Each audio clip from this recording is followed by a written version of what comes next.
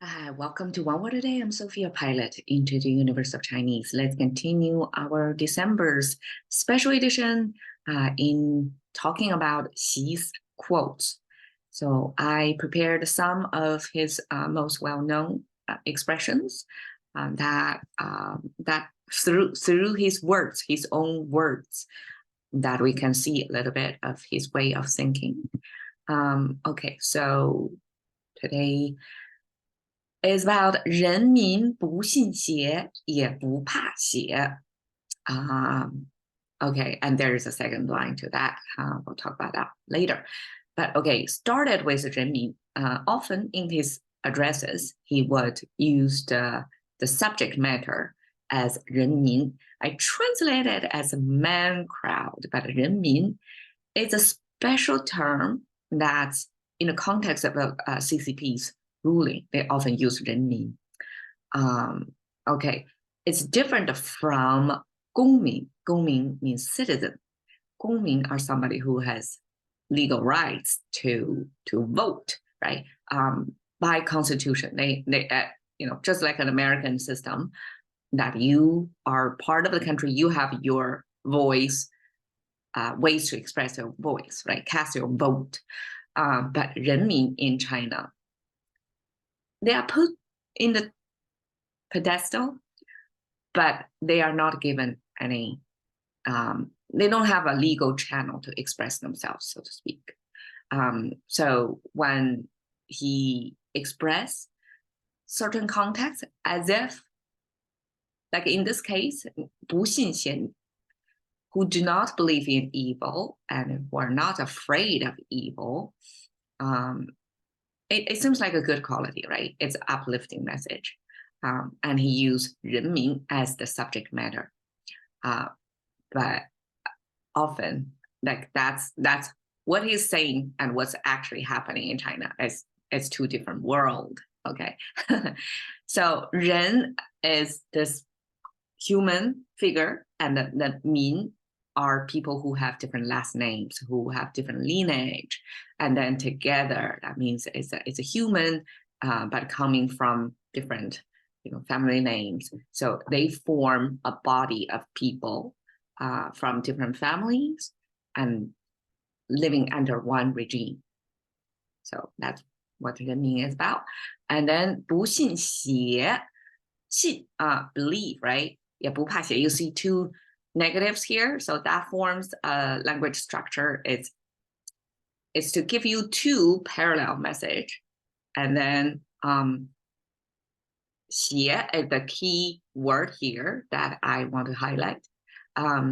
So 邪, the contemporary looks like this, right? But an ancient representation of the 邪 looks more complicated. Of course, this is simplified Chinese, and this is traditional. That shows more of the origin or the little bit of thinking process of the language creators. So left side is the teeth, 牙. This is the contemporary. It's somewhat, you can still see the similarities over there. So here, to me, is almost like X-ray view picture of the teeth. Here is the tip of the nose, and then here's the upper teeth, lower teeth, and this is the mouth. So it's a side view of your teeth. That's a Chinese direct way to express the full mouth of like both upper and the lower teeth. And then the right side is, okay, so the circle means an area, a space. It's pretty abstract. And then the bottom means people under the rule. And the people under the rule is shown actually in the people sitting on the heel posture. Ancient people, when, I guess, Japan inherited the cultural habit back then, when China already, like, we cannot recognize what the ancient people, how they behave. Japan kept some of them. That is, when they're eating, they sit on tatami, right? And throughout the whole meal, they would sit on the heel. So here, this picture, this long line is out of proportion, but this is the soul. This is the, your heel, your foot, your feet stand up against the floor. So this is the soul, and this is the butt. it's trying to sit on, right? There are still some gaps, but the picture is a person, side view, just like a teeth. It's a side view of a person sitting on the hill with the heel emphasized. That's why it's longer.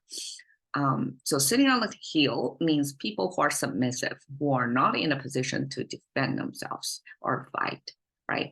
So you have a space, means land, and you have people who are, submissive to you, listen to your authority, and there, that defines, I guess, our governed place, a space where you have your political power or military power over, because both the land and population is under governance.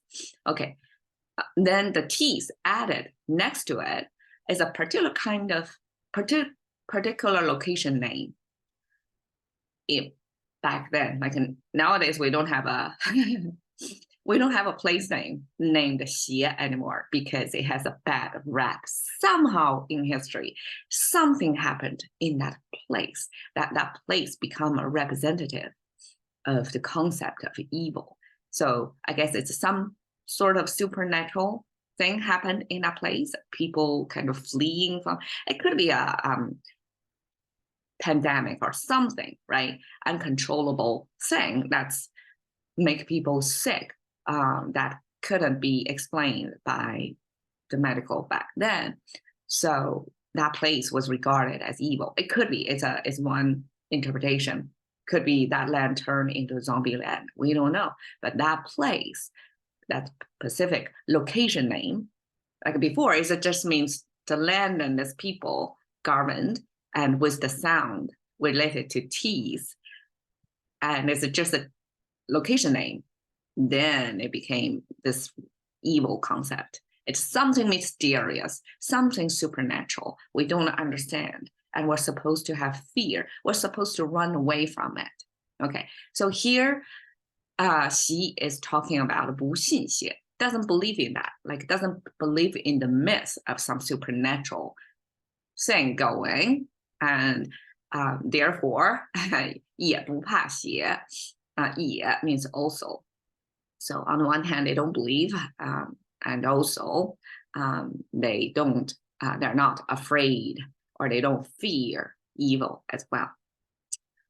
All right, so that's one sentence. The second one in the same language structure is 不 something, 也不 something, double negation connect with 也 also. This time is 惹事, 怕事. Okay, so this 事 is the main subject topic here. 事 ancient way looks like this. I mean, contemporary kind of looks similar, right? It's more streamlined, it's more rectangular, but ancient, it has more curves on there. And through the curve, we can see a little bit more of physical representation of, the physical world represented in those curves, because the top here, this oval shape with this convex shape is, through a vertical line in the middle, is ancient times headgear of the government officials. So ancient time to distinguish people who came with authority.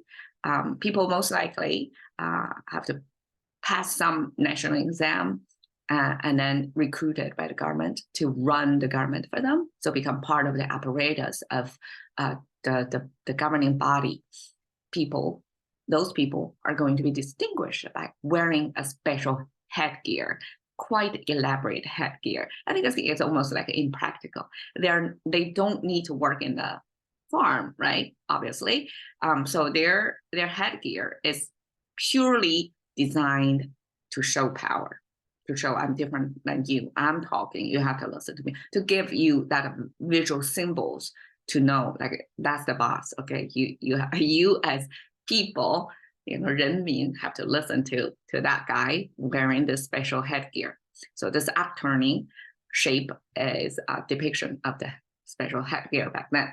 And then the bottom here is a 3-finger hand symbol, kind of look like that, coming from the bottom right of the screen. So simply means right hand. And then this vertical line also coming through the right hand.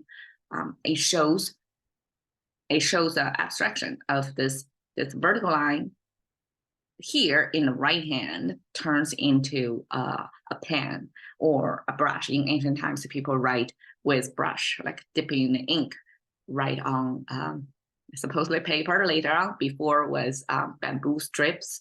So hand holding writing. Ancient times, I mean, obviously they don't have email, right? So the power from the top, the ruler of the country, the emperor, through different the hierarchies of this operating governing body was through written forms. So when I believe the locals, they may have this a little bit of flexibility of apply the central government issue the rule to local situation, right? So their main job is also to pass such message from the central to the local by three things, by holding a pen and writing down what's happening. Their job is about communication. So authority plus written communication, that's Chinese definition in Chinese character to mean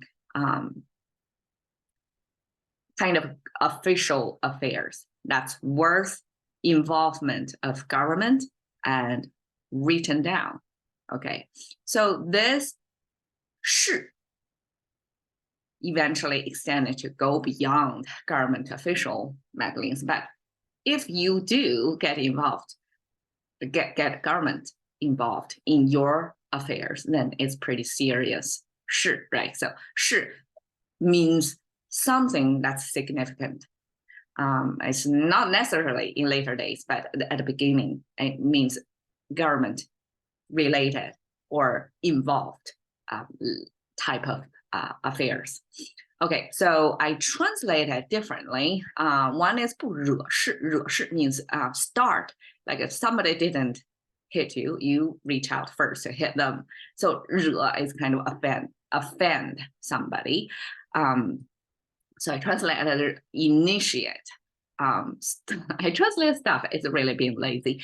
But here it means, you know, I guess engagement. So a sort of negative engagement, like you don't initiate such negative engagement. And also not 怕事 means you don't fear it when it comes. And this kind of negative engagement, I translate it as conflict. So he was talking about this in the 95th anniversary of CCP's founding. So that's in 7 years ago. So the context of this speech is about okay, 不信邪也不怕邪 is mostly when he talks on the level of the whole Chinese people, it becomes like a national affair kind of thing. It's no longer about your local or domestic affair, it's international. When he brings in the people, right, the main crowd, it's about China in the international context, in the whole the global village, so to speak. So I guess this is like depicting the psychology he would like to evoke the Chinese people as well as the government, of course. The stance they're going to hold is whatever is happening internationally, they shouldn't be afraid in times of conflict. So that is in 2016. And we know 2 years later, Trump started trade war. And whatever this evil or whatever this conflict he envisioned 2 years ahead actualized. That's the starting of the, I mean, at least on an obvious level to day-to-day operating of international trade, starting from trade, that makes a turning point of, you know, things are really start to escalate. So that's the context, and he uses 邪 evil. That's a pretty heavy-handed word to use on international relationship, but he used it over there, meaning whatever forces maybe viewed as oppression, colonism. Pronunciation not right today. Or conflict, such as trade wars. So things like that, he already foresee that happening in 2016. So probably that's in his mind. Therefore, things are happening that way later.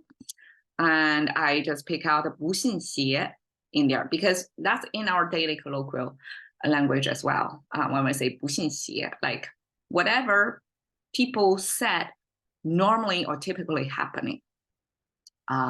Things like it's so difficult, you cannot really do it, or it's so risky, you won't come back in one piece. Things like that. Then somebody who are gutsy, I guess, who believe themselves more than what's supposed to be the risk expressed by people around him.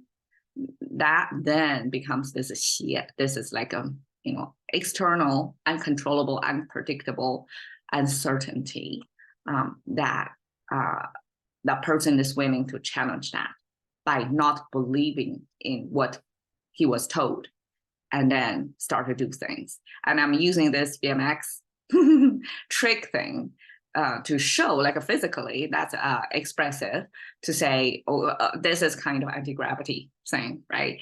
It's definitely not natural. Like without the training, you cannot do that, right? So that we can view, even gravity, we can view that's a common everyday living experience that we are pulled down. Gravity or the momentum move us in a certain way. And then somebody is 不信邪, meaning doesn't believe we have to be defined or under the tyranny of gravity in a certain way, right? By the normal biking or walking. They want to do something different to make their, 不信邪 statement, then up to them. So I translate it as the unafraid, meaning you knowingly choose to not to believe in the risk or the uncertainty, or the supernatural, the bad rap about something, and you're continue going into something. That's what we still use in everyday language. 不信邪. All right, catch into the currency of thinking by one word a day by Sophie Sing today.